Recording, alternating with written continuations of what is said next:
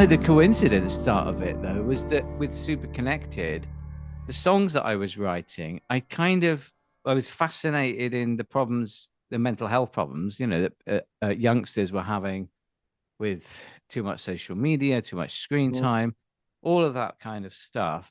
And so I kind of got into that character and was Mhm. right. And so half of the songs are written from the point of view of somebody suffering with that kind of mental challenges, let's call them. Um, And then and it, then to find out like 2 years, oh no, well, 4 years after I started writing the songs, that exploring all these mental conditions like a kind of weird method actor, and then bang, I'm diagnosed. this is so freaking common, Tim. And I've just finished a book, coincidentally, on this very topic. And Is this the one you told me about that you were going to yeah, start back precognition in? and creativity. Yeah, and this is the one I've been wanting to write for years, ever since I wrote Time Loops. I mean, I had a few chapters in there on writers, but I thought, wow, this is a huge topic because not people have written before about weird coincidences between novels and Yeah, things playing out in real life, but no one, to my knowledge, has actually made the argument that wait, maybe that's what inspiration is. That this is not just some accidental thing that occasionally happens. Maybe when people feel inspired, maybe that's precognition, maybe that's always precognition. And that's kind of, I yeah. like to push this kind of like extreme view, but I've got so many freaking examples of this kind of thing. And uh and what's and it's always, see, most of people point to, like, artworks that prophesy some public event, but the vast majority are prophesying something like really meaningful in your own life that's going to happen. And usually there's like a positive and negative component to it. It's not like, usually you're not precognizing something terrible like your death, but lots of artists do that. There's plenty of examples of that. Oh But my also, God. So you've been researching yeah, artists and yeah, yes, I mean, precognitive dreaming and yeah, it's not just, yeah, and the thing is, what I'm talking about in this book is not like dreams. I'm talking about, mm, although there are famous cases of artists getting an idea in a dream, there's plenty of examples of that. But just the act of doing your craft, and particularly that moment of inspiration. Like, any artist knows mm. when they're in the zone, and it's like, holy shit, I ideas are can't wait. I like, can't oh wait my to god, read and it. it's like it's this natural force Yeah. that flows through you. Uh and it's funny that psychics, who, people like remote viewers, for instance, or mediums, or I'm listening. I'm just pouring tea. yeah, that's fine. um their sort of experience of psychic information, wherever they imagine that it's coming from, is very similar. It's almost exact. It's described in exactly the same terms as artists, famously describing their moments of creative inspiration. And it has that feeling. The book is called From Nowhere, okay, because it feels like this came from That's the nowhere. title of your new book. That's well, that's the working title. We'll see what a publisher decides, because they Mm, usually have the last word on that. But sure. yeah, the book is called From Nowhere, and it's sort of both about this idea of, the feeling of a creative inspiration being like, this is just out of the blue, this just came to me. I don't own this thing. It's like Yeah. famously John Lennon talked about when Across the Universe came to him. He was just laying in bed with Cynthia, Yes. and suddenly this line, uh, "Pools of sorrow, waves of joy," came to him, and like it just he was just out of nowhere, and he like had to get out of bed and go downstairs and start writing it out, and it just poured out of him, just like the song says. It's like words are flowing out like endless rain, and the whole thing just poured out of him. Like, and he described it like being like a medium. It was That's like one of the first Beatles songs I learnt, actually. it was his favorite song as a Beatle, because, Mm, and he said this in an interview just before he died, that he liked the inspired stuff, the stuff that felt like it was coming, like he was a mm. psychic, and that the stuff that he didn't feel like he owned, because it was you Yeah. know, It was different to the early stuff, which was yeah, to do with yeah, like very more sort of, workmanlike. I'm just going to adjust the light. Well, actually, you're already recording. I'll just keep the lighting the same. But anyway, so I've got like, here is one of the examples. I've got a lot of examples in the book, some of which are like very obvious and very convincing. Yeah. Others are going to go, people are going to go, but I'm like, I am so sure of this one. So I assume you saw Get Back. Yeah. I lived with it. Oh, I I did lived so. Get Back. I lived with it, and then I bought the book, the coffee table book, and me and my kids just spent every day looking at those pictures, and I just like, it was like, oh my God, I was like Yeah. heaven watching that. That was a time travel Yeah. kind of But experiment of here's deep the thing. joy. Okay. Here's my, like, this is the example I'm like so excited to get people's reaction to this. But okay, so you know how the first episode ends, Is right? this a spoiler for your book, though? Yeah, it is. But and I oh well, I guess whatever, who cares? It's Okay. so the first episode ends how? With okay, well, the first episode is all about basically Paul sort of noodling on this idea, Yeah. getting somebody to get back, get back, and they kind of figure out after a couple days that like he's from Arizona, like he's leaving home. They sort of trying to work out who's this guy getting back. Then they figure out it's Jojo. Okay, so Jojo, blah blah blah blah, get back to where he once belonged. Well, okay, so what happens? And then John Lennon adds, and I forget the date. I think I have all the dates here. I think it was January 9th. This happens. John Lennon says he adds a line, but he knew it wouldn't last. Okay. Well, that lunch is when George Harrison gets up, walks out, and says, see you around the pubs, see you around the clubs, guys. So leaves the band that day. And so they have to pay 2 visits to his country home to persuade him to get back. Wow. Right. Oh, And wow. Gosh, I didn't spot that. right. And adding to it, like this wasn't what made him leave, but it was certainly had to have been part of the kind of contributing factor. Yeah. The line get back to where he once belonged actually came from one of his songs, Sour Milk Sea, that he had Yes. I don't recorded it. He gave it to another artist to record. And anyway, but Paul basically took that line, tweaked it a little bit and sort of made it his own line, a line of a song that would be ultimately credited to him and Lennon, But anyway, so all of a sudden they're having to persuade George Harrison, which sounds like Arizona, to get back to where he once belonged, And it's like, this is how it works. This kind of like subtle kind of shaping. So, Do you know what you're saying reminds me a bit of how you talked about puns yeah. in dreams when the pun can be. I've forgotten the great example you had, but yeah. Yeah, well, dreams operate on puns. They operate on a pun But language. this is similar in a similar. There's kind of like multi-layered meanings. Yes, yeah, and there's so many when you like pull back from the big examples like novels predicting the Titanic disaster, or a million artworks predicted 9/11 and so on. But when you pull back from those things and you start taking a close like biographical focus on the artist, Mm. and you look at how their works, especially their early works, I find it's easiest to see this, especially in early works. Yeah.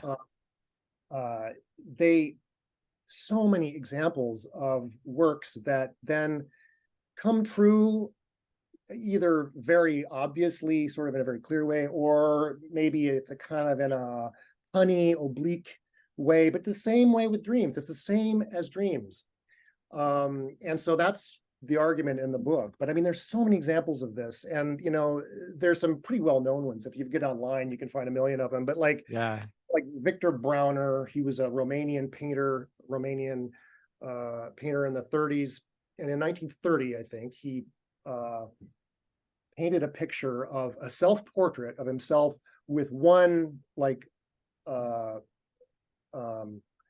dead eye, or like an eye that blinded in one eye, but he was not blinded in one eye. I mean, he became obsessed with this idea of having just one eye. And so he painted himself with just one eye. And then he painted a lot of portraits of other people with one eye. He painted a portrait of Adolf Hitler with a dagger in his eye and things like that. And then in 1938, he was in a bar, I guess he was in a bar, and he interceded in a fight between two friends of his who were two surrealist painters. And one of them threw a mug at the other one, and it hit him and put out his eye. So for 8 years, he's painting pictures of himself and other people with missing an eye. And do you think of that as manifestation? No. It's precognition. It's precognition. It was going to happen anyway. Yeah, it's going to happen, but he can't know how it's going to happen. It's just same with dreams. And I write about this in my dream book, and I write about it again with the art book, that we can't get clear pictures of the future. You can't get, especially of an outcome that I could act to prevent, because that was the grandfather paradox, right? I have to ask you, did you see Indiana Jones? No, not yet. The new one? No. It was when it, I won't spoil it, obviously, but when it finished, I like spoilers, don't worry. Yeah, when it finished, I turned around to Kate and said, Eric's gonna love this. It's time loops. We were like, somebody in the script writing room has read your book, Time Loops. Oh, okay. 100%, because, well, I won't say it, but there's a beautiful example of what you've written so much about awesome. in that film. I don't know who came up with it, or maybe they don't know that I've seen it like that, but I think it's fairly obvious. It really is the loop that's there. It's beautiful. Awesome. Okay, well, I'll watch it then. Yeah. But it's real. This is real. And I think, I don't know. I'm hopeful that people will start paying more attention to it. Partly because of the UFO thing that's happening. It's like people are a little bit more open-minded to like, okay, some of this weird stuff is real, and I think precognition could go along with that. I mean, so many people have these experiences, and I've talked to so many artists like yourself who've had these experiences in their own life. In my book, I'm just focusing on kind of, the kind of famous cases that you could go to a person's biography and see, what happened. But like what's happened to you now, both with the diagnosis thing and now this iHead thing. I mean, I didn't put those two together. I wasn't really following the whole Apple thing. But so can you remind me, so your album came out 2 weeks before, what's the Apple product called? It's called the Vision Pro. Vision Pro. Okay. Yeah. So this is incredible, because not only, like, okay, there are a lot of cases where like a science fiction writer will predict some invention or whatever, like Philip K. Dick, for instance. Yeah. He wrote a story in, like, I think it was 1960 or something, early 60s, about these entrepreneurs building a robot Abraham Lincoln. Okay. Yeah. And but no publisher would take the book, so it just left and stayed in his desk drawer, because no one read the story, especially nobody at Disney. But 2 years later, Disney unveiled its animatronic Abraham Lincoln. It's like its most popular friendly. Wow, I didn't know about that. Well, but it goes beyond that, though. The story kind of centers on one of the characters' kind of obsessive relationship to this young woman who they hire to kind of like give verisimilitude to this Lincoln android. And there's like a scene where she stays up late at night applying makeup to its face and so on, like to like make it super real. Okay. So like 10 years later, all right, Philip K. Dick, he wrote this story. He was in Northern California and all that, but like he winds up living in Orange County in the LA area, and he meets this young woman in his apartment building, and it turns out she works at Disneyland. And he goes, "Oh, great! What do you do at Disneyland?" Oh, I service the animatronic Lincoln at night. I stay up at night and I apply makeup to its face, so that it looks fresh and real in the morning. Just insanely detailed, things like that. But there are a million stories about, people predicting, technological developments over it. But it's the specificity that matters here. And what's cool in your case is that you didn't just predict some headset product. You predicted an Apple headset product because you called it the iHead. I mean, it's like you're implicitly, and everything about the video I mean, makes it. should I tell you how that came about? Sure, yeah. I mean, so I'd started writing the songs for the album in late 2016, and super connected with it started becoming a whole kind of concept quite quickly. And but at the same time, somebody had said to me that a lot of friends were just saying at that time, everyone's just got phones stuck to their heads these days. It was something I'm sure people have said that to you. And I kept hearing it so much that as I do with songs, with lyrics, when people say things and repeat things, they go in my lyric book and they generally end up in one of my songs. And so when people kept saying that, I did start doing sketches of people with like just phones, literally stuck to their head. And then I started working on this song called Start With the Sound, which is the first track on the album.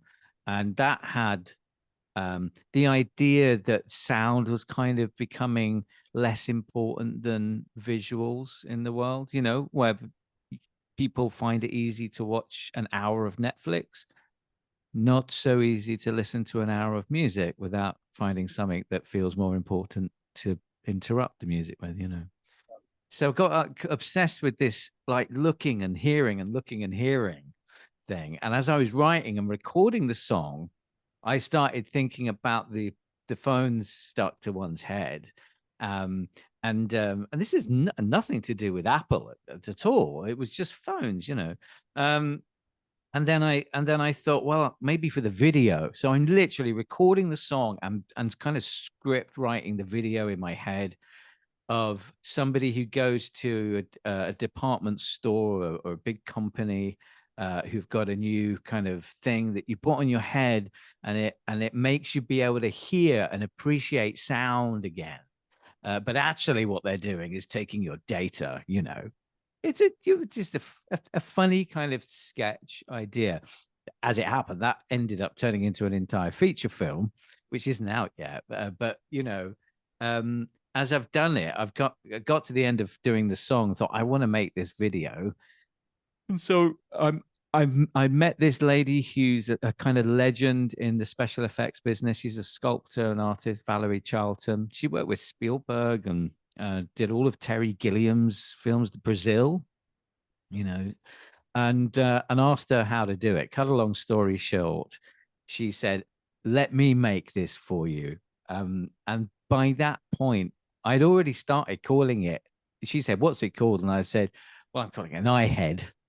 And she just laughed. And it was, and I'm on a Mac here. There's a Mac behind me. I'm like since 1997 using Apple products. Mhm. Couldn't live without them. There's no kind of spurious Right. intention with calling it an iHead. It's funny, Yeah. and people get it. It's like because of the eye products. But this was all done in 2019, and we filmed what was going to be a music video, became an hour and 20-minute feature film, which is key around, it's centered around mental health and the way we navigate our digital lives in respect of mental health, and the balance we talked about it before between being embodied in our lives, when we're really with each other and really connected, or whether we're silently communicating and disembodied. So it's kind of like phenomenal world, digital world. How is it going to pan out in the end? And this iHead becomes a really important part of that story in the film. All done in 2019. Like any other solo artist or band, Mhm. you've got an album ready to go in 2019. You're releasing it in 2020, right? Wrong. Lockdown, pandemic. So, so this has been ready for 4 years. And last year I got diagnosed with autism, and that kind of made me think I wanted time to process that. And so for the first time in my life, I just didn't go crazy trying to get my record out. And that's why it ended up coming out now, 2023. I like the number 23, so that worked out quite well. But um literally, I think 3 weeks after I released the album, and the lead single was what it was always meant to be, start with the sound and the iHead.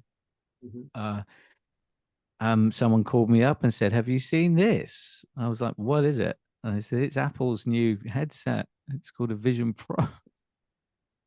and, and it was just sort of like, really, what is that? So you tell me. I mean, I'll talk about what's happened this week afterwards. But I'm fascinated to hear what you think about that That's what I coincidence. was, yeah, that's what I was getting at with that specificity thing. Like you didn't just, precognize someone making a headset somewhere. I mean, the point is you precognized an Apple product by calling it iHead, it's implicitly an Apple product.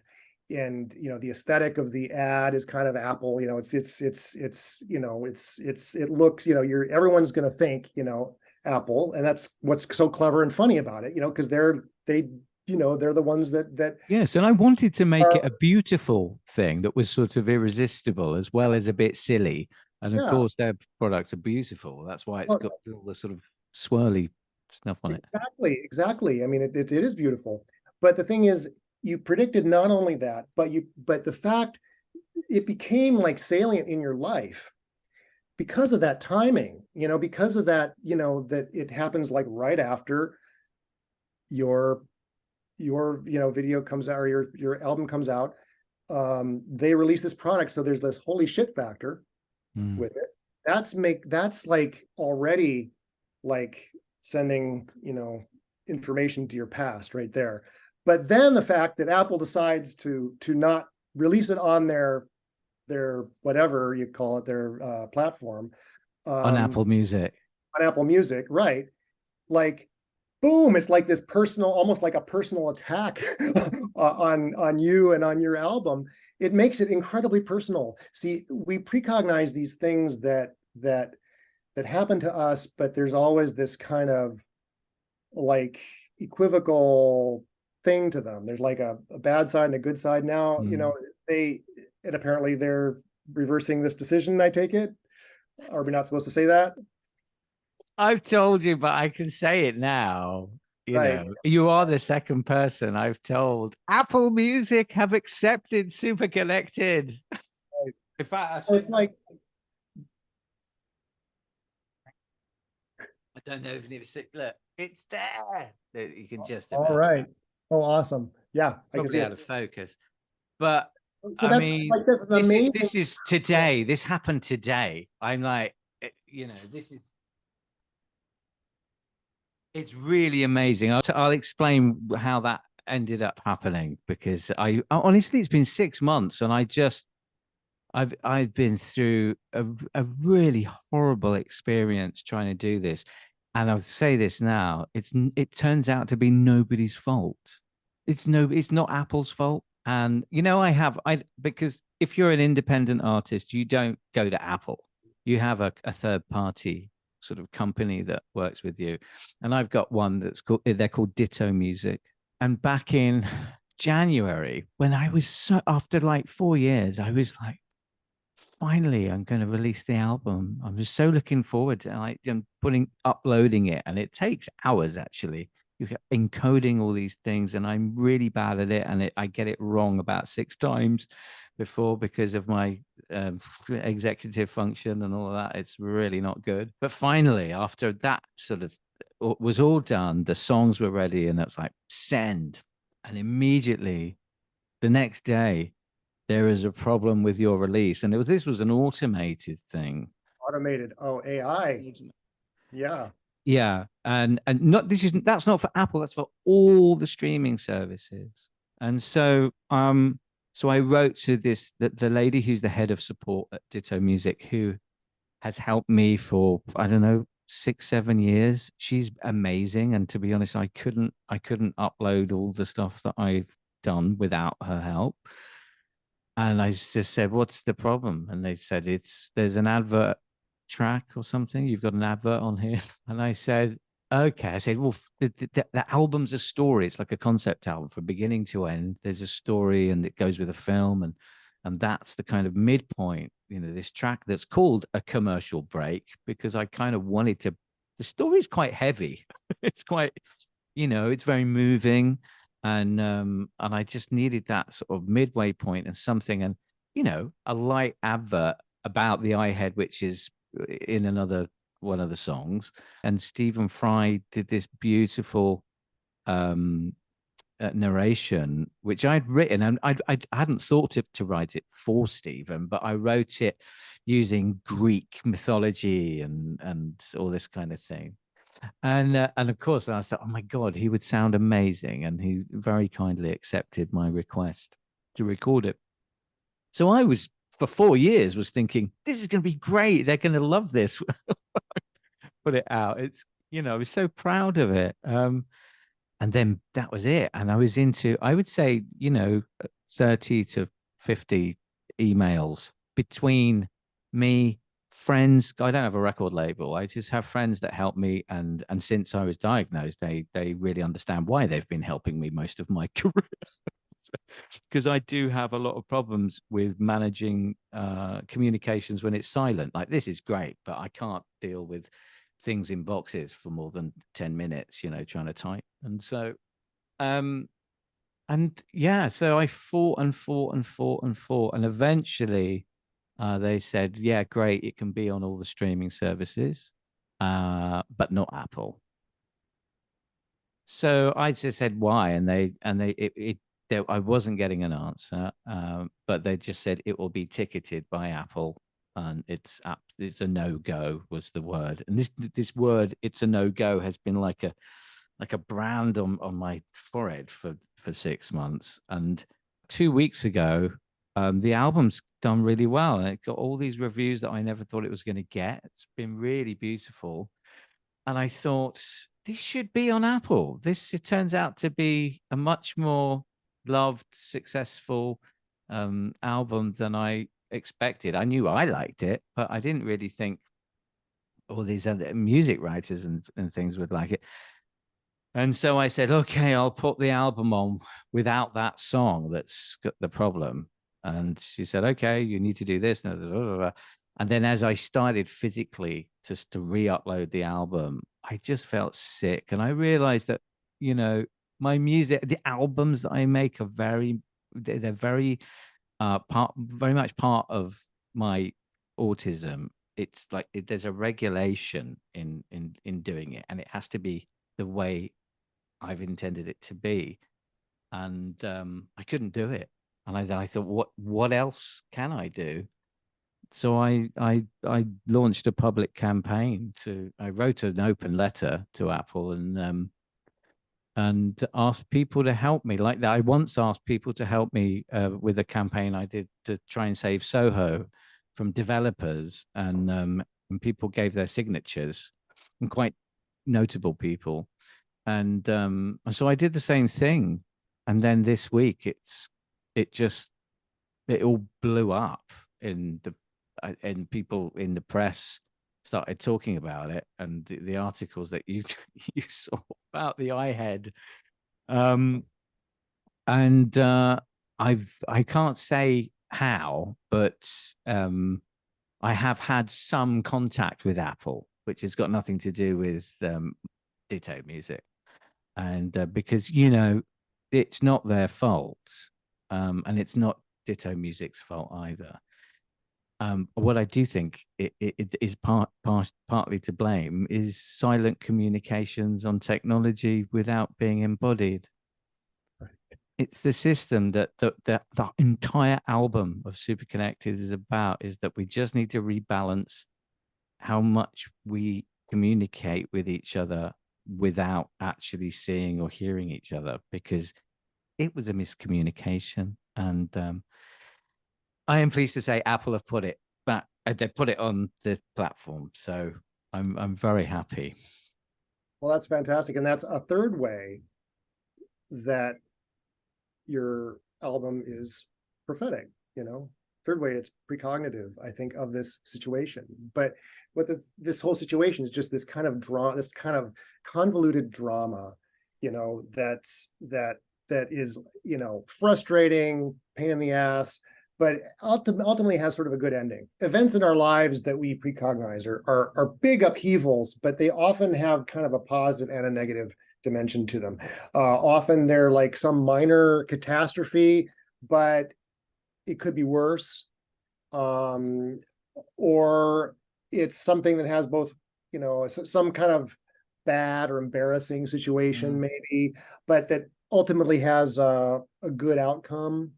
That kind of thing is what the precognitive imagination somehow focuses on. And I think ultimately, and this delves into the theory of how this works, and we don't really know, but ultimately, I think this is a survival function. It focuses, it orients us to situations in which we have survived something. Now, obviously, that could have real existential implications, and especially if you're a hunter-gatherer on a savanna, survival is a real thing. It's like you're facing the struggle to survive every day.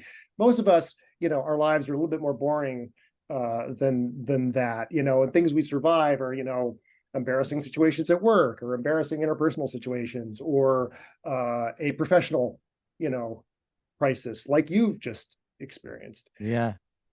You said at the beginning of our conversation, you were talking about your book is focusing on inspiration, and where that comes from.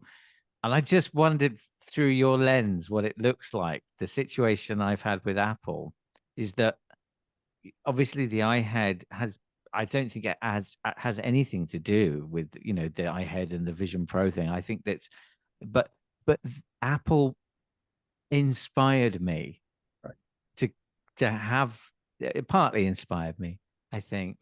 Well, of course, because I kind of modeled it using old iPhones and stuff, to begin with, and then to come up this week and having had indirect but significant contact with somebody that is quite high up, it's quite senior position at Apple, and there's this weird connection.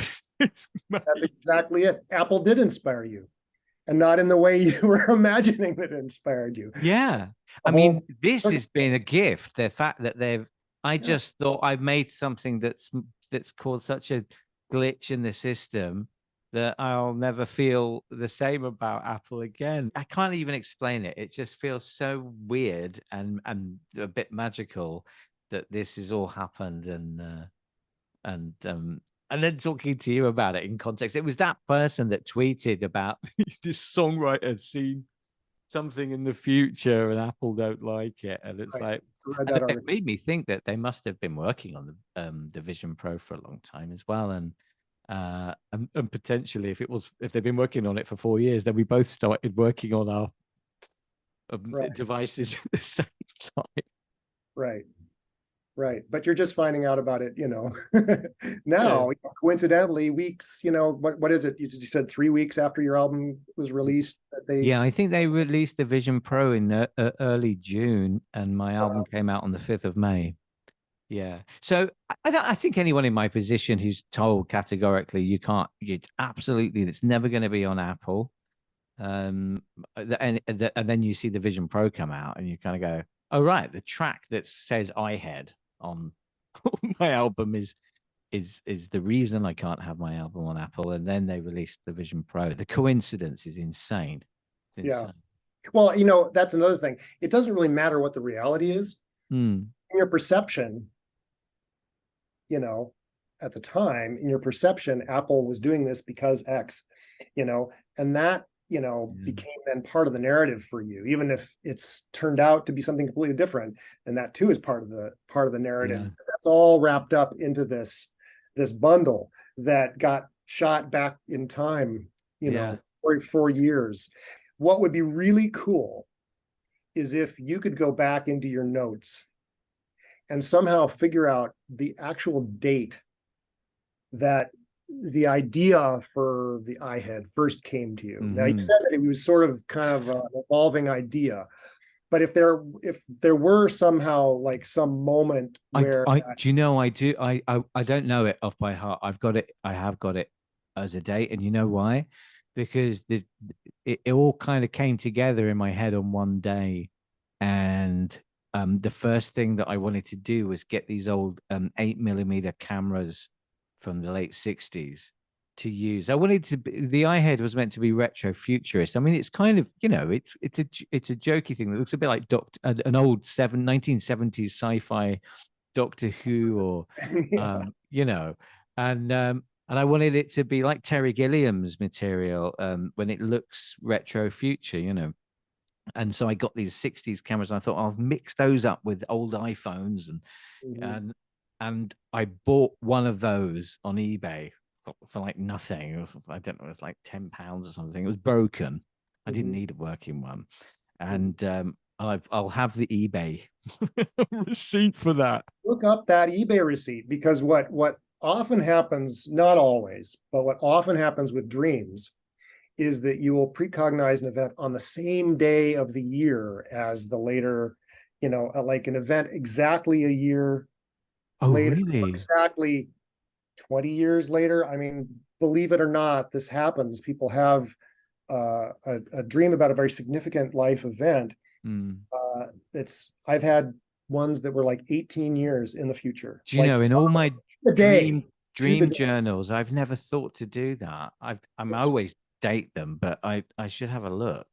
Yes, it's fascinating. And this is not, I noticed this in my own dreams because I've kept a dream journal for decades, and it was in the last 10 years or so that I've even been aware of precognitive dreaming, and then noticed this thing where, oh my gosh, big events in my life, I have dreamed about to the day or within a day or two on either side, exactly, sometimes decades. I mean, seriously, or sometimes exactly a year or exactly 2 years. And then when I started working with other precognitive dream workers and people who have regular precognitive dreams, people who've been keeping a detailed record for years, they notice the same thing. It's part of the phenomenon somehow. Yeah. But my guess is it works the same with inspiration, like those moments of inspiration. It's a hypothesis, and I haven't been able to test it yet because, very few people keep a dated dream journal. Way fewer people keep a dated journal of when they got an idea for a work of art, Yeah. But if you do have some kind of receipt that has a date on it, like an eBay receipt, that's exactly the kind of thing. Just look, I'm really super curious, and that would have been the sort of formulation. I would probably been like having little ideas of this thing for, I don't know, maybe 6 months to a year. When I finished the song, Start With the Sound, and the idea of this thing like being put on your head. So that was, I'm gonna see if I can, and I found this camera. That was the beginning of it, so I'll find out. Gosh, seeing it through that lens is fascinating. I mean, do you, I might have asked you this before, but block time theory, is this related to that? Yeah, it is. Yeah. And this is an idea that goes back to Einstein, and it's really not disputed by most physicists. I mean, it's pretty much acknowledged in the physics world that, we live in a 4-dimensional space-time continuum. And actually, some now say that there's more dimensions than even 4, but at the very least, there's 3 dimensions of space and 1 dimension of time. And that what that means is, even though we experience kind of time as unfolding, there is a set future in front of us, just the same way there's a set past in front of us. And people don't like hearing that, because it's somehow, well, wait a minute, does that mean we don't have free will? All that, you get into Yes. all kinds of those dimensions, and it's a big kettle of worms, but can of worms, whatever. I'm mixing my I metaphor. like a kettle of worms. Kettle of fish, whatever. But what it means is, yes, the universe is this gigantic block, and Alan Moore likes to call it a glass football, because you go from the Big Bang, and it expands, and then it comes together in a crunch. So it's sort of a big, gigantic football shape. And but whatever you want to call it, it's a solid, four-dimensional thing. In our lives, we are really these kind of snakes that kind of wend their way through that glass football. And so what we experience at a given moment is a cross section. If you took a slice through that football, what we're experiencing now is our 3D reality, really a cross section of that 4D, thing, a slice, at a given moment in time. Now, why we experience things the way we do in kind of a sequence, it feels like the past is set, but the future is open. That's an open question, and no one has a good answer to it yet. Yeah. But Einstein thought that was going to ultimately fall in the category of perceptual illusions. There are all kinds of fascinating perceptual illusions that are, our perception is shaped in all kinds of strange ways. We don't see the reality as it is.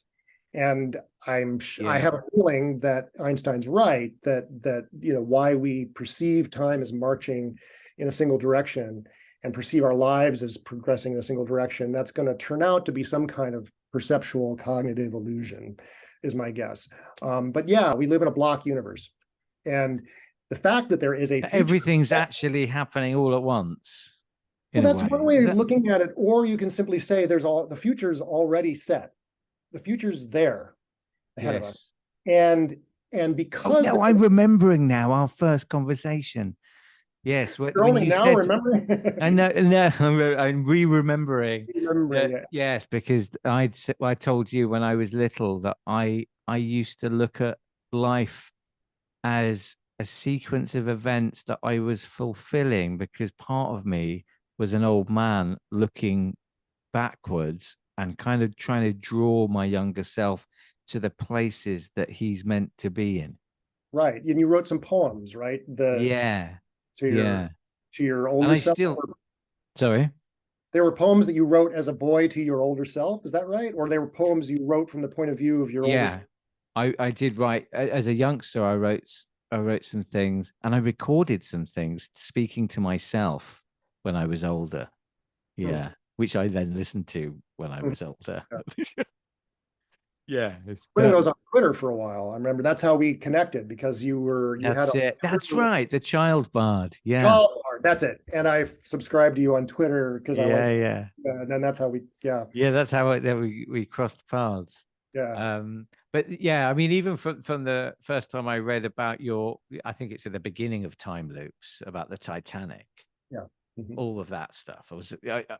It's made so much sense to me in a different sense making area of my brain. But yeah.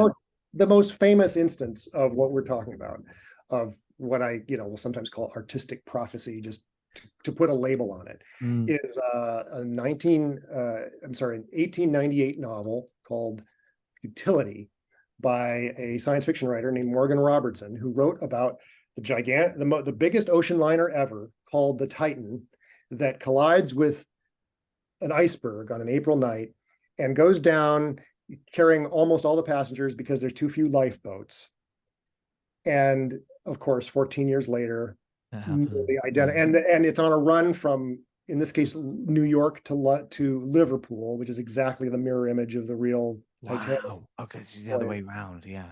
And of course, adding to the weirdness, just a few weeks ago, we had another Titan that was the name of the submersible that was lost visiting the Titanic. No, I didn't know about that. Yes, this was it was all over the news in the United States. This was a company taking very rich passengers down to the Titanic wreckage in a very rickety submersible that really wasn't good enough for those depths. But anyway, it's been Not for like the years. one James Cameron had in the Oh film. no. But anyway, James Cameron was pretty weirded out by all this because a friend of his was on the submersible. A couple of billionaires were on it. Unfortunately, Wow. the billionaire's 19-year-old son was with him. It was really terrible. And but yeah, that it was lost, but it was called the Titan. Now it's not such a great coincidence that it was called the Titan because it was designed to visit the Titanic, but still. Sure. That was the name of the ocean liner in this novel by Morgan Robertson in 1898 that predicted the Titanic disaster. But the thing is, people don't realize there were a million stories and novels and things like that of the time that seemed to also predict the disaster. They didn't get the name of the ship right, but they predicted Yes, other. and all those people having dreams the night before, the week Yeah, before. tons of people had dreams, and then of course with the internet and things in our day, the number of predictions of 9/11 is just astronomical. I mean, there's so many Yeah. predicted it in dreams and fiction and paintings. One of the cases in my book is a sculptor who died. His studio was on the 92nd floor of Tower One, and he made sculptures. He'd been making sculptures for a few years, self-portrait sculptures of himself as a Tuskegee airman, wearing a flight suit. And in this one, he's standing vertical, like kind of like a board or like a building, and he's being impaled by planes. Oh my God. Died on 9/11. I mean, there's so many cases like this. Wild. This is, skeptics will say, "Oh, well, that's just a coincidence." Well, it happens all the time. It's interesting, actually. It's great to talk to you again, and I'm just realizing that something that I started to notice around the time we first met, which was I think 2021. I didn't talk to you about it at the time because I couldn't quite articulate it, but now I've noticed, and it's still to do with a lot of what Super Connected is about with the album, sort of preoccupation with social media and how we're sort of becoming less embodied. And I've noticed this in the last year that time doesn't seem to matter in social media anymore. I remember when Facebook started, well, I don't know, is it 15 years ago now? It was, I'm doing this today. And last week I did this. And, there's a very, and now well, this is my experience. Other people might have other, maybe it's just my algorithm. I don't know. But it seems you can say anything anytime, and it doesn't, none of us kind of are registering it in terms of it mattering when anything happened. Does this resonate with you at all in terms of not exactly what you're talking about, but it's similarly, I mean, I think I'm having the experience, and I think a lot of people have had the experience since the COVID lockdowns. yeah, And there's now that it's after so that. many of us are living and working at home, that time just is racing by, and that every day is like it feels like Groundhog Day. It feels like every day is the same and there's no Yeah, variety. And so it does feel kind of timeless. it's a timeless zone. I Yeah, find yeah. I share things sometimes that have got nothing to do with my work, and that's mainly why I'm on social media. But Yeah. but sharing things that where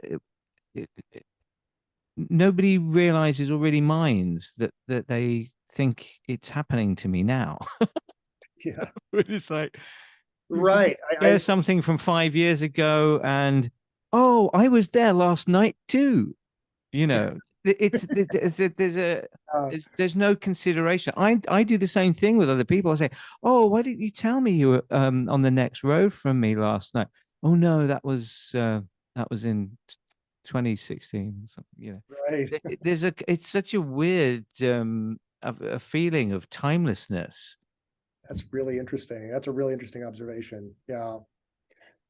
It's just a feeling. I might be the only one who feels like that. I don't know. I don't know.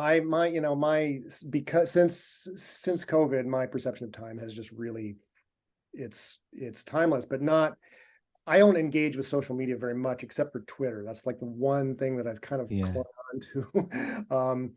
But Well, I just left I living. left everything for a year. I could because I mentally couldn't cope with it. I Mhm. only really rejoined because I'm putting out this album and I need to reach people. But yeah, that period is from with COVID was time changed Yeah, online and offline yeah. everywhere. I don't feel it's not gone back to what it used to be. Time. No, no, and who knows? It just feels like very much a limbo, like right now in so many ways. Like what are we? We're in between things right now somehow, and I don't know what's next, and I'm not sure I want to know. It's things don't feel You're great.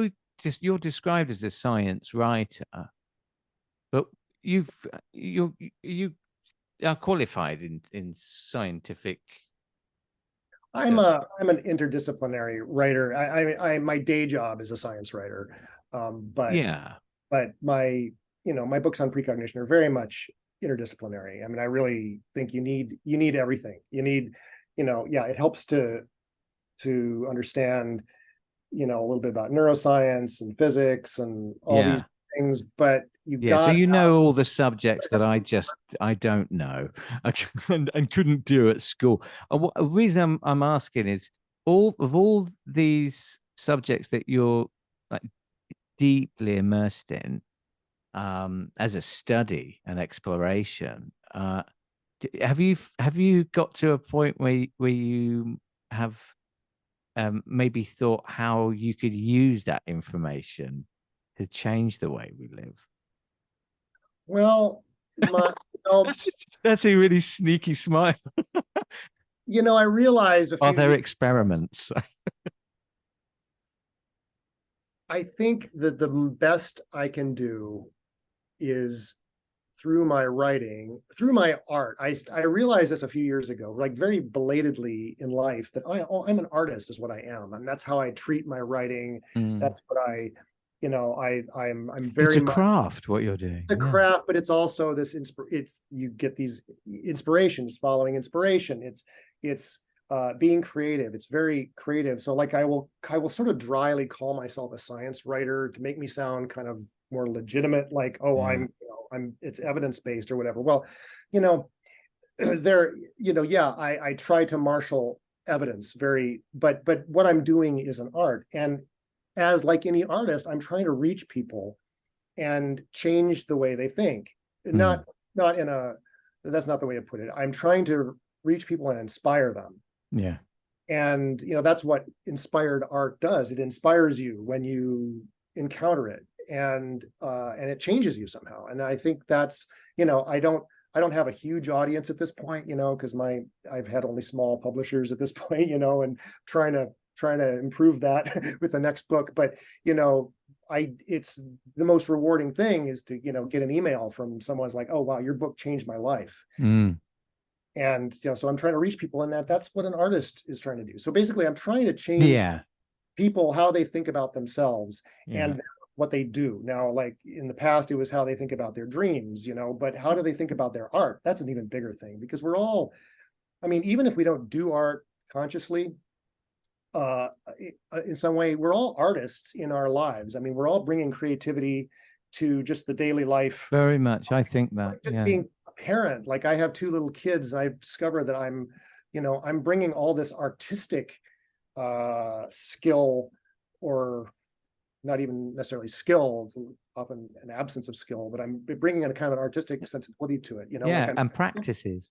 I'm using improv. I took an improv class, over a decade ago, but now I use all those improv skills that I learned, minute to minute with small children. That's what you need, and so it's like it's artistry. Whatever you're doing in life, you're bringing Mm. creativity. Mm.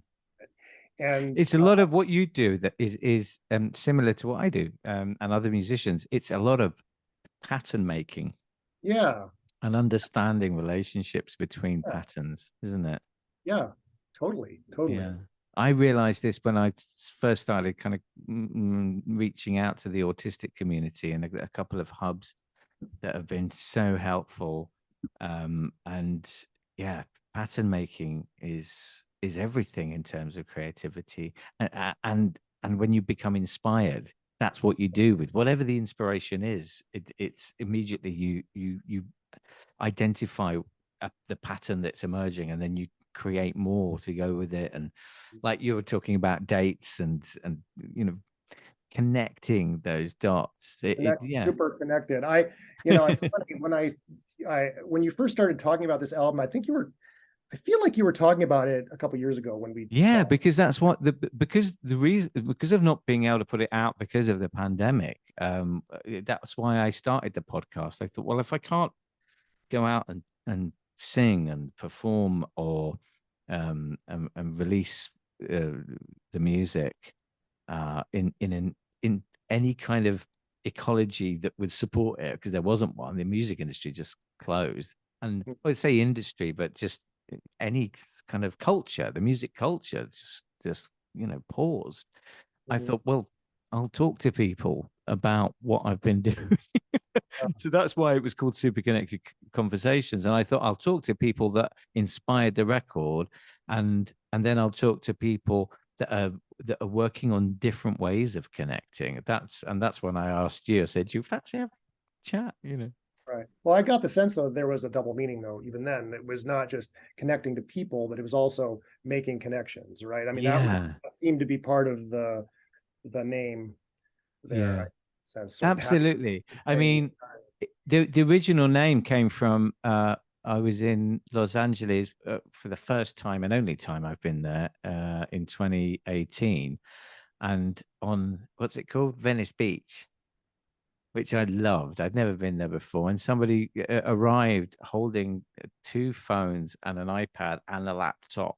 And they were on the phone, and this woman, I just heard her. She was sitting down, going, "I'm so super connected right now," and it just made me laugh, and I wrote it down, and so that the original meaning was this tech thing, but then I got into all these conversations with Valerie Charlton, who's the designer of the iHead, who's a really deeply spiritual woman, and my God, her you'd love her library, all her books, um, and she started talking about the super connectivity of everything, and mycelia, Mhm. and the way that trees in one country talk to trees in another part of the country and under the in the earth, and so yeah, it's all of those things, all the meanings all at once, block meaning. Right. Well, I found in researching art and precognition that like musicians are the hardest to study in this regard because Really? what's really helpful is when you have like something that's representational, like when you have like a story or something that you can compare then to an event. But Ah, right, yeah. the musical qualities of music don't lend themselves to that. I mean, I have no doubt that what I'm talking about with other arts applies to musicians just as much, but how do you pin that down and like So show that weird. show that some musical idea, Yeah. some melody is precognitive of something that you're going to hear the next day on the street or something like that. How do you do that? I mean, so like the few examples in my book are lyrics. They're for musicians, they're like lyrics or themes. Mm. The same way with abstract artists, it's like it's kind of hard to pin down what how an abstract painting might be Yeah. precognitive later and event. and even the artist has that. I mean, I have that with music, not lyrics. I can always tell somebody when I wrote a lyric, how I wrote it, why I wrote it, what I was trying to do with it. But with music, I mean, it comes in unannounced most of the time, Right, right. and my memory is not very good to be able to recall how or what was going on, when it happened. Right. So that's really interesting. So there's like a timelessness almost about the kind of form of Yeah. music in a way. That's interesting. That's really interesting.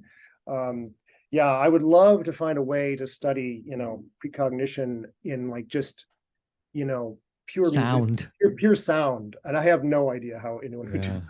I mean, I leave it up to leave it up That's to them. what I felt like with, sorry, with the start with the sound song, was that we know so much about imagery, you know, and even using, you know, video editing software and stuff like this. It's so understandable. I think it is, and most of the people that I work with do. When you use software for music, it's also all visual. Right. It You know, wasn't in the 1970s, you know, nobody was using screens. So, you know, and I don't think it's a bad thing because, you know, music software is just unbelievable and what we can do is incredible. But it's interesting that it's had to be visualized to be able to be communicated in some way. And I think that what you're talking about, we haven't started to explore yet, maybe. well, one of the things I talked about in my dream work book a bit is that people, in order to understand time, we have to turn it into space somehow. And it's kind of what you're talking about with the iHead. I mean, it's like you're like to understand music now, we have this device that can translate it visually for you. But that's what you're talking about with video edit, like with music editing and video editing. You're turning it into something spatial that we can then think about. Because we're Yeah. good Well, as a species, we're good with space and good with like thinking in terms of space. We're really bad at thinking in terms of time. But I'm sure that it's different. I'm sure that some people are better at thinking in terms of time. And I always think musicians are obviously going to be like much better. And I would love to ask yeah. you about, you know, what if you've kind of put two and two together with your autism diagnosis Mm.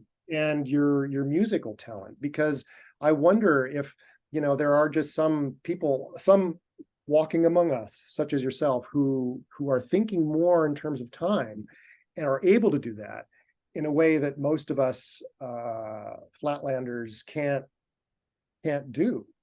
And almost Mm. that's kind of part of how I was reading your iHead thing. It's like, it's not just, you know, I don't know if it's just a cultural thing that we are, you know, losing touch with music. I think music there's something a little bit alien, I think, about music to most of humanity. I mean, we love it. You know, I love music, but I can't begin to talk about it or understand it or understand what I'm Yes. hearing, or, you know, talk about music theory to me. And I'm like, this is just Greek. I mean, I just, you know, it is just so beyond my ability to understand. It's music theory is kind of Greek to me a lot of the time. But I was just reading a thing. This reminds me, I was reading a thing the other day about Hans Zimmer, you know, mm, the music, that apparently he doesn't read music. no, he doesn't know.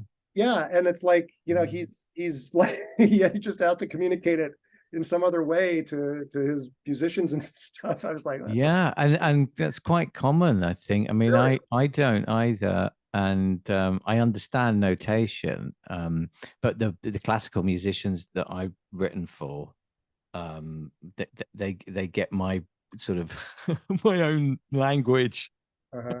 Luckily, I've been working with the same violinist for years, so he understands what I mean. But yeah, it sound is it's still much more untapped than visual, you know, imagery, I think. It's just working in a dimension that human cognition is not good with. You know, I think there's a Yeah. reason we don't understand causality, and let alone retrocausality and precognition, things like that. We are time, you know, we are all like really like bears of little brain when it I comes to can't I can't time. wait. I can't wait to read this book though. Oh, you'll love it. I mean, there's so many cool examples from the arts that And have you gone through all kinds of artists, like yeah. musicians, So a lot painters, of and writers, painters, filmmakers, yeah, um, you know, some examples that people will have, you know, if you've done any research on precognition before, you might have encountered these examples before, but a lot of them are totally new that no one, you know, I feel like I think I'm the first person to identify these examples, you know. yeah. Uh, like Andrei Tarkovsky, the Russian filmmaker. I don't know if you know his Yeah, I work. know Tarkovsky. Yeah. Um, his film Stalker, the great science fiction masterpiece by Tarkovsky. Well, it in so many ways foreshadowed the Chernobyl disaster 6 years later. Mm. But what people don't know is that it also foreshadowed his own cancer death and the death of his lead actor from the same cancer, um, Wow. which were probably caused by filming Stalker in this. They were filming in this toxic Estonian landscape. There was like right down from like a chemical plant. A lot of the people got sick on the shoot, and they had to reshoot it a second time because something happened to the film stock. And so both his lead actor wound up dying of cancer 2 years later, and then he got the same cancer a couple years after that. And there's a parable in this. The centerpiece of the film is a parable about this master stalker who like led his brother to his death in the zone, that kind of landscape, because he misrecognized his greatest wish. And it's like, oh my God, this parable is exactly telling what happened to Tarkovsky and his actor as a result of Tarkovsky's obsession to film Stalker in this polluted landscape. Is this a chapter? Is this is this a whole? yeah, it's one chapter in the book. I mean, there's so Yeah. many amazing examples of this kind of stuff. Yeah. My favorite, let me share my favorite. This is right from the introduction. A lot of people don't know this, but I'm sure you know the film Spinal Tap. Oh Uh, yeah. well, the descent of the tiny Stonehenge monument onto the, all right. Well, 6 months before Spinal Tap's release, um, Black Sabbath released an album which had a song called Stonehenge on it. Mm-hmm. And they were going to have, as part of their stage show, a big Stonehenge monument. And the company, they accidentally delivered the instructions for the Stonehenge monument in meters instead of feet. So the monument that was delivered to them was like 9 times too large, and it Wow. couldn't even fit onto the stage. Now, so heavy metal insiders assumed, people who knew this assumed that Spinal Tap had been like basing that scene on what happened to Sabbath, but they had actually filmed that scene, a version of it. The film was already done, and they had even included a version of that scene on a demo reel like years. My goodness. And like it's like exactly the same thing that happened to Pakistan. It's like, it's unbelievable, it's unreal, but these things happen all the time, Tim. Yeah. It's and the problem is, you'll see an example or two in an ESP book or something like that. Oh, isn't that weird? But when you see one example on its own, it's easy to go, well, okay, maybe it's coincidence, who knows. Yeah. But I mean, different people have different responses to this kind of thing, don't they? I'm one of those people, as you probably know, that just feels it's a confirmation that there's some kind of cosmic meaning to it all. I don't know what it is, but I don't mind. These little things keep cropping up and making me feel that there's a reason for it. But what do you feel?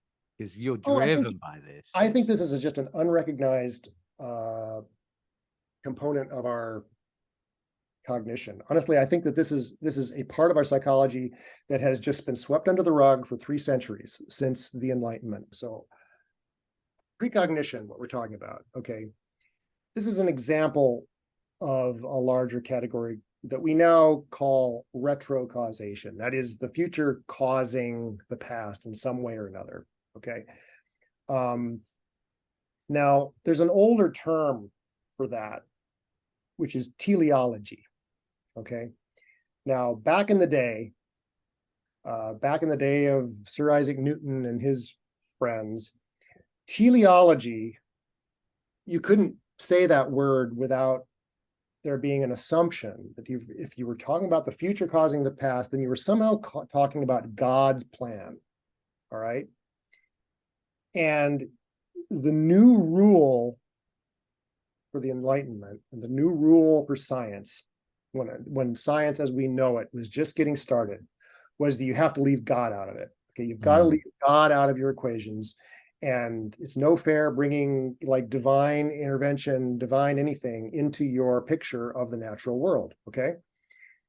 So with getting rid of God, they got rid of any idea of teleology, that is to say, the future influencing somehow the past. Okay. A kind of backwards causation was just jettisoned from science.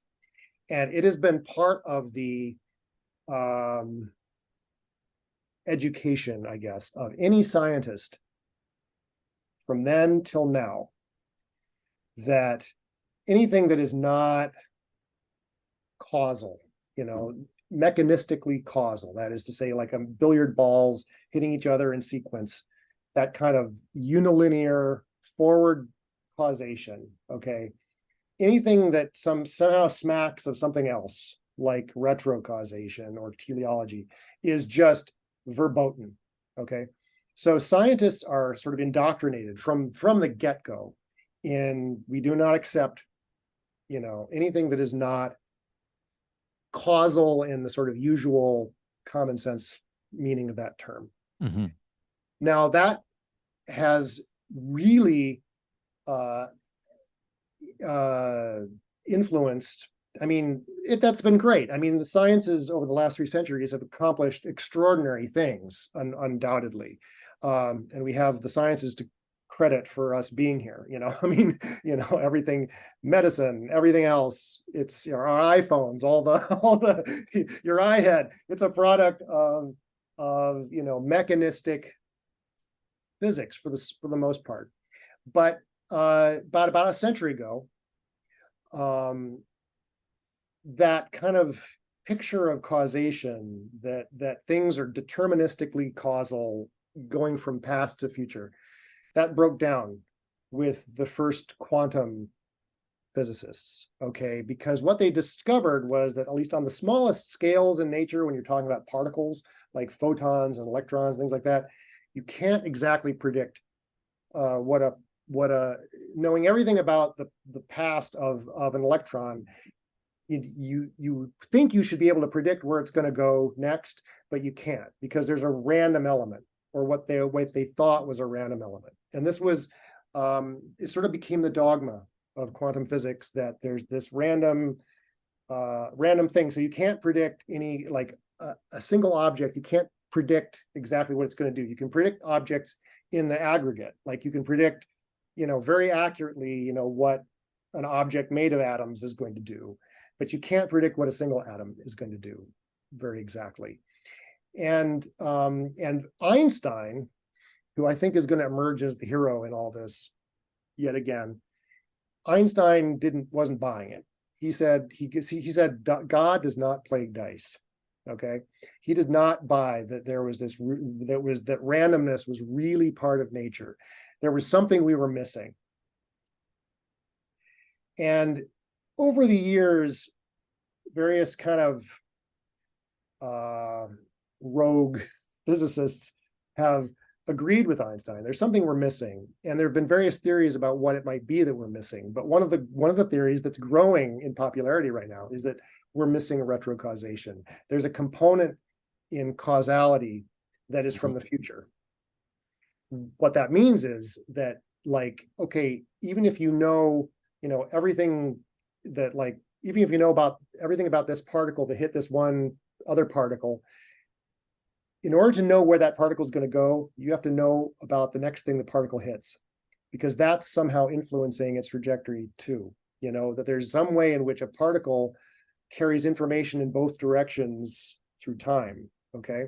And it's really hard to get our heads around this. It's really, really hard stuff. It causes headaches. I'm thinking of getting, Advil to sponsor my book, my next book, because you need like aspirin or ibuprofen to like deal with like causal things going backward, causes going backwards in time, and and so on, because we're not good at that. It goes back to what we were Mm. talking about earlier about the human brain is just really not suited, at least the neuronormative human brain is not suited to Mm. dealing with time, even going forward. It's hard enough thinking just in terms of causality, but retrocausality, whoa, it's just like we're not good at that. But nevertheless, it's looking more and more physicists like, yes, this is part of nature. There's this retrocausal component in nature. And if it's part of physics, if it's part of the physical world, then wow, the thing about life is that if it's there, life will capitalize on it somehow. So, I think, and I'm not the first to say this, that one of the secrets to how life arose originally may have to do with certain organic compounds being capable of kind of responding to their future in some way. Yeah. And there's evidence that one of the common molecular constituents of neurons may have this quantum computing component, or the quantum computing ability to it, Yeah. which right there would explain everything I'm talking about in terms of precognition, precognitive dreams, precognition as a kind of memory for things future. And so that's where my money is at, that a future quantum neuroscience that's maybe 10, 20 years off right now is going to be able to tell us why and how this happens. But the point is, it manifests in our lives. Anyone who pays attention to their dreams in any kind of serious way, like Kate, they know this happens all the time. Dream things that are about to happen to us, or we dream things that are going to happen to us 2 decades down the road, but on the same day of the year, these weird kind of coincidental things. And in all kinds of other ways that Freud called the unconscious. I think the unconscious is just our future consciousness influencing us in the present. Yeah. It's so fascinating. It's also interesting to me that I find this quite easy to understand, whereas uploading a new album is really complicated. You're neurodivergent, and I think you're a musician, and I think I would love to talk. I want to talk more to you, and I want to talk to other musicians too, because now I'm starting to think that there are people who walk this earth who understand this stuff a little better than. Yeah, I mean, I can't do a lot of day-to-day tasks well. I mean, I've got to be honest. If it's not to do with making music, it's everything's really challenging for me. My brain doesn't do the things that I'd like it to do, and I because I've had so many meetings and and some counseling and understanding about autism and catching up on what that is after not knowing all my life. I don't feel so bad about it anymore. So but it's making me a bit more hyper focused on the things that I can manage. I just find it really surprising that this what you're talking about really sits comfortably in my head.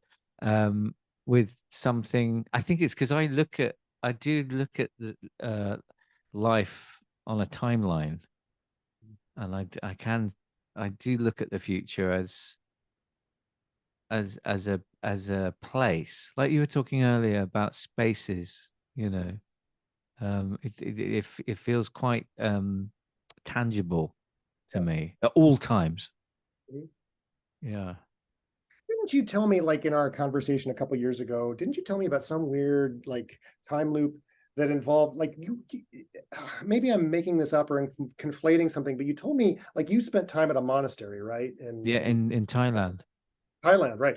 And wasn't there some time loop kind of involving that, or am I making that up? I'm trying to remember. It's when I discovered who my father was. I mean, there was a massive coincidence in the fact that I went there for a kind of a detox and rehabilitation at really like the lowest point in my life. and then ended up.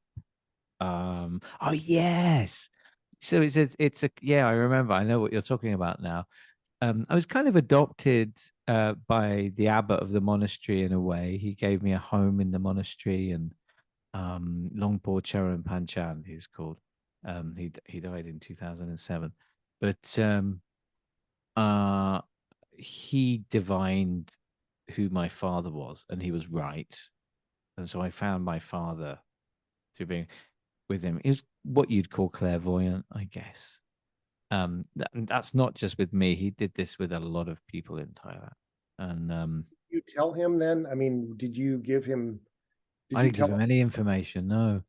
I'd only been at the monastery for 3 weeks, and some of the high monks had said, before you leave, if you've got an important question about your life, ask Longpo. And I thought, I'll ask him if he knows if my father's alive or not. My mother, met my father once, and for a very specific reason. She wanted to have a baby. Um, and uh, and so I grew up not knowing who he was, and she didn't really remember exactly who he was either. Uh, but Longpo Charan Panchand in Thailand, when I was 28, did know who he was, yeah. So I'd asked him about all of that, and he just proceeded to tell me your father lives in America and he's alone and you should meet him, you know.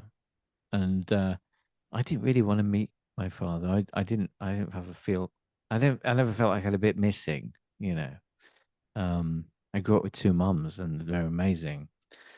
Um, and I said this to this monk. I said, I thank you, but I don't need to meet him. And this monk is sitting there, just looked me deeply in the eyes and just said, "It's not for you, it's for him."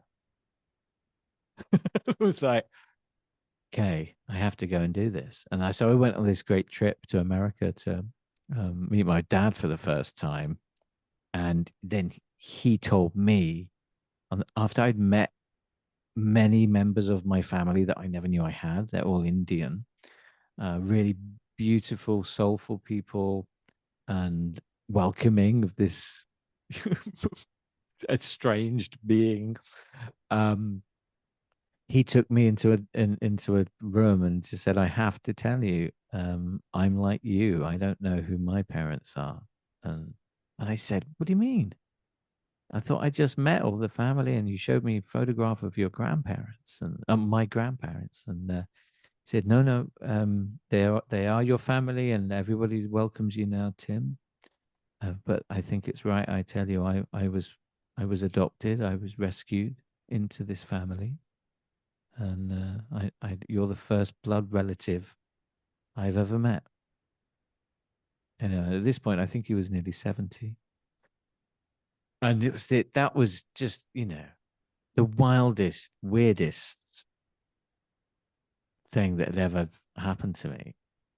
You know, and then the monks at the monastery had said that strange things would happen because of the practice, the Buddhist practice that I'd sort of become part of with them when I lived with them. And when I went back to England, they sent me to Stonehenge to do prayers. And when I got back from Stonehenge, I had a dream that I was flying over. I think this is what I told you. I was flying over an area of London called Kilburn, and it felt real. It didn't feel like a dream. It felt like I was really flying, and I saw a young girl crying, and she was clearly in distress. And I tried to kind of reach her to help her, but I couldn't. Anyway, next morning, woke up, went to get a newspaper for my mother from a shop around the corner, and the front page was a photograph of that girl, and she'd died in a kind of a drug gang war in Kilburn, and that yeah that was what I told you about. I think that there was a real kind of, and And I immediately thought I should have done something. I could have done something. I knew about this, and it was like, but you couldn't. You were in bed. No, and the reason you dreamed about it was because you were going to read that story the next morning. Yeah, yeah. So it wasn't. What I was actually asking before was, did you tell the abbot about this afterwards? Yes, I called the monastery immediately because I was so freaked out. I thought I would see things like this forever. I said, "Is this how it's going to be now?" I've just been doing like, a couple of months of prayers with you guys and mantras and very sort of magical practice, which is particular to that monastery. And they said, no, no, it's because it's strong in you at the moment, because it's new to you, and you won't have this, and nothing like that's happened again. Some other things, but not as powerful as that. Yeah. Did you tell the abbot about your father after you met him? Oh yeah. Yeah. Yeah. I think they were all really thrilled. They saw that as completing a karma as Right. well. That it wasn't about my journey; it was about helping him with his. Right. He grew up never knowing anyone that he was related to, even though an amazing family that he grew up with. And that was, I think, something that he needed in his life, for whatever reason. I don't know. I didn't know him, you know. Uh, so Well, yeah, that idiom, I think, is a very compassionate, like, I love that compassionate Buddhist way of seeing. And I think it's a really, maybe without Buddhists often knowing it, it's a way of understanding this time loop that I'm talking about, these time loops. And but it's infused with compassion. And that's what I think is key. One of the precogs that I have worked with a lot, she's amazing. Like, her dreams are just beyond belief. I mean, she precognizes everything in her life essentially. But she talks about care. I mean, that's the idiom that she uses, is care, and how, like, engaging with your older self and with others through care is somehow activating these loops. And I think it very much resembles a kind of Buddhist kind of karma, compassionate Buddhist yeah, karma. tending to yourself and Yeah, all yeah, the, yeah, all the different versions of yourself on different timelines. yeah. And that which we talked about before, but tending to other people as well, in a way where you start to complete each other's. Yes. I don't know what it is. Needs, We're and all like peers, and we're like, we need each other to kind of like move forward, mm, eating each other's circles somehow, you know. yeah, yeah. It's a beautiful, beautiful story. That part, yeah, you had told me the part about the girl I that you had told you that. I didn't told you heard what. about, Yeah, that I'd gone through this whole sort of the girl. self-discovery that I thought was to do with me. It wasn't really. It was to do with me facilitating a part of my father's journey, I think. Yeah, that's incredible. Yeah. Wow. Oh, well, we can finish off where we started off with, which is I can't wait for you to see Indiana Jones. Yeah, no, no, I was looking it up between our, Oh in our no, don't pregnant spoil time. it for I was yourself. really, I was looking, I was like, yeah, I do need to see this movie. Yeah, Yeah. yeah, I rarely see films of those big budget films and experience them connecting me to all the kind of things that we've been talking about. yeah.